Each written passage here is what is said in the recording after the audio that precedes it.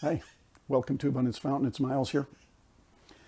In this episode, I'll be reciting from Tony Robbins' great work, first published in 1992, Awaken the Giant Within.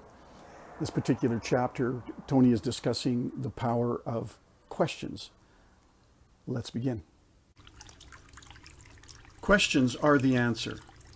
Quote, "He who asks questions cannot avoid the answers." Unquote. Cameroon proverb.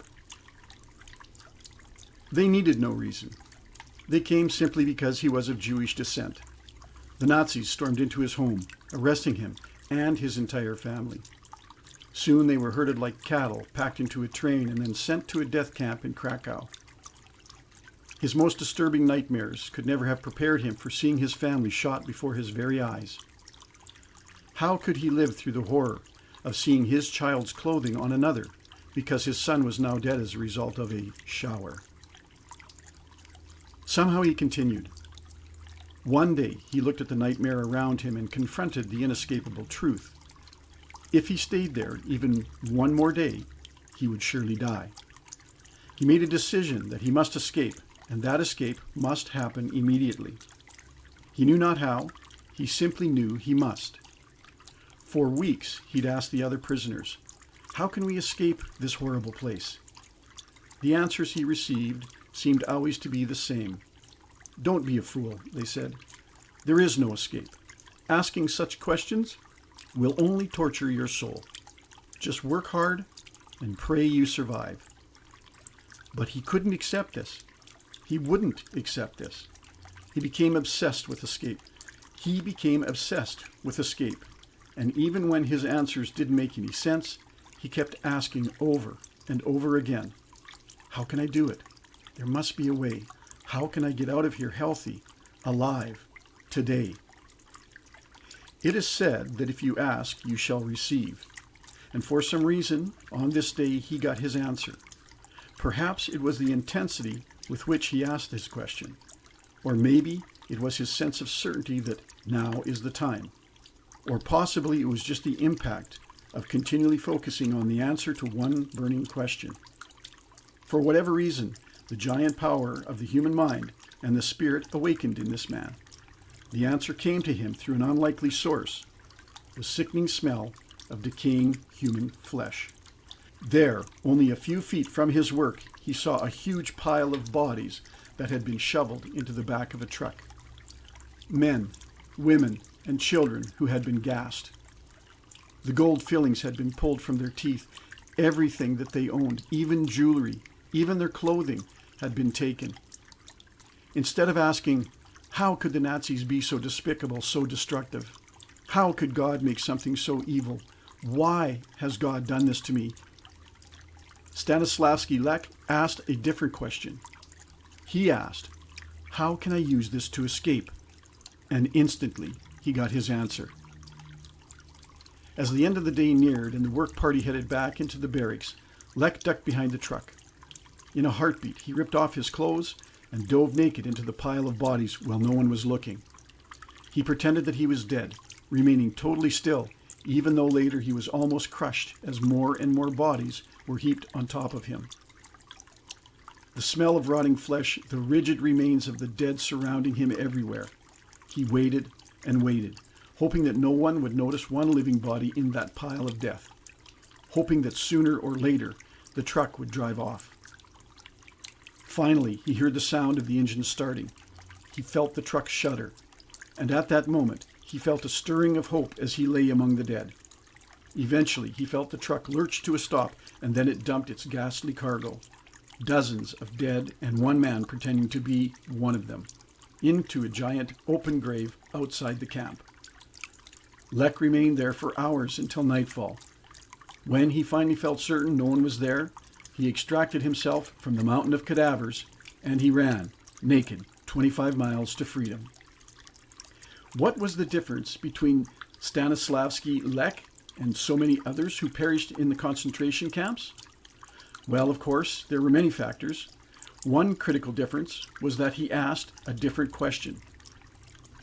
He asked persistently. He asked with expectation of receiving an answer, and his brain came up with a solution that saved his life. The questions he asked himself that day in Krakow caused him to make a split-second decision that led to actions that significantly impacted his destiny. But before he could get the answer, make the decisions, and take those actions, he had to ask himself the right questions. Throughout this book, you've learned how our beliefs affect our decisions, our actions, the direction of our lives, and therefore our ultimate destiny. But all these influences are a product of thinking, of the way your brain has evaluated and created meaning throughout your entire life. So to get to the bottom of how we create our reality on a daily basis, we need to answer the question, just how do we think? Our questions determine our thoughts. One day I was thinking about important events in my own life and in the lives of people I had encountered along the way.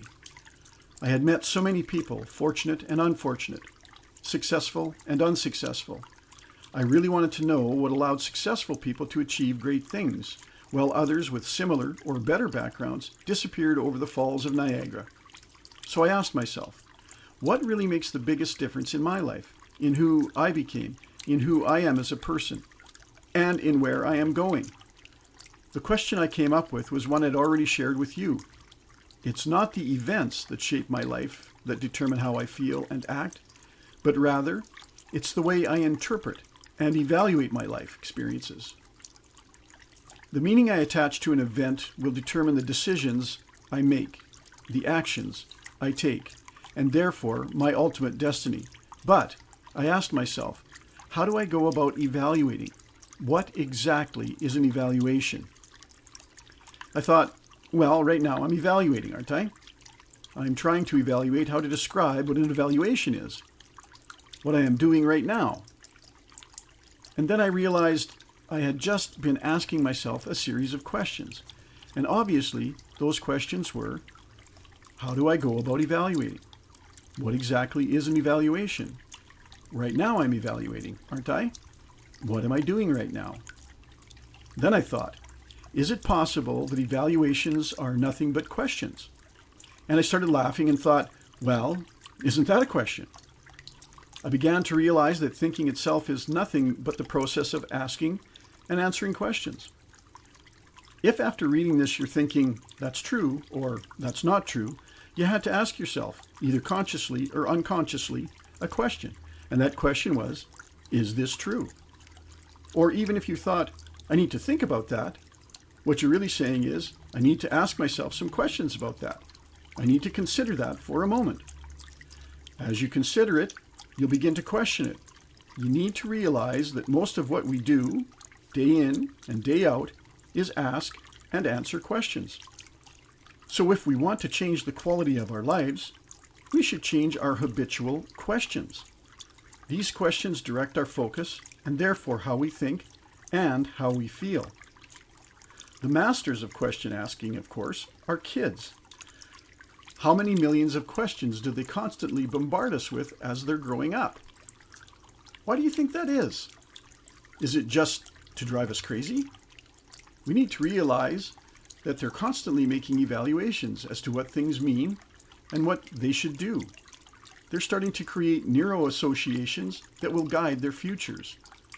They're learning machines, and the way to learn, to think, to make new connections is initiated by questions, either questions we ask of ourselves or others.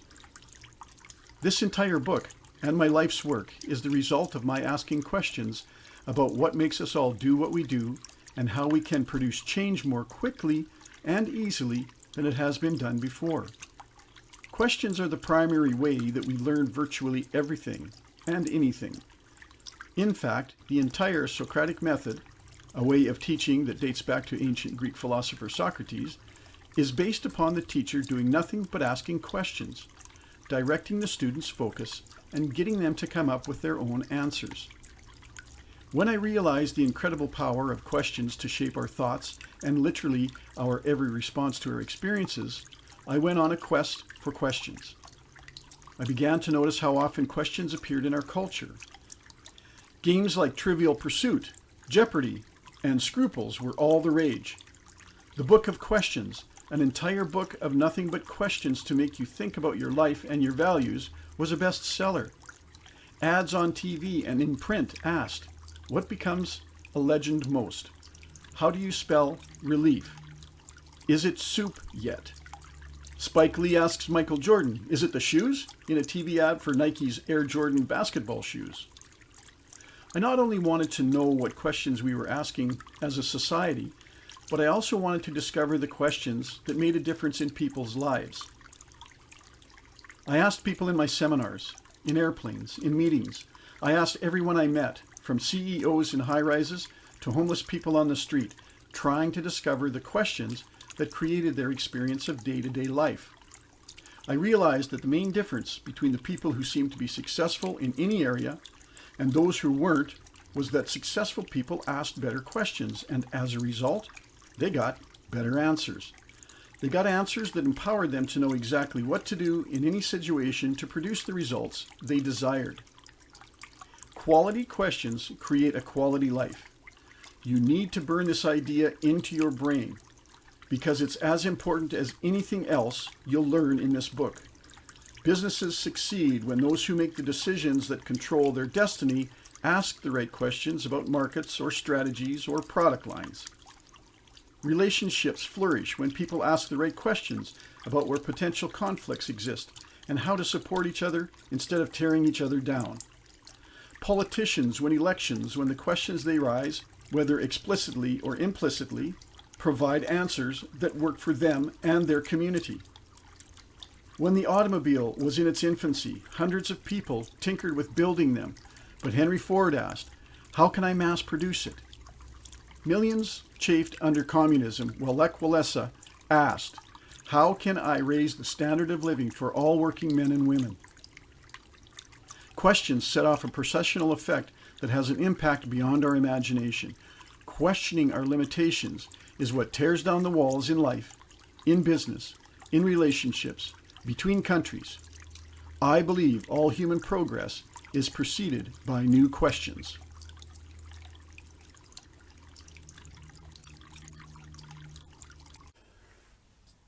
And that from Awaken the Giant Within by Tony Anthony Robbins really sends the message and gets us to understand the power of asking good questions.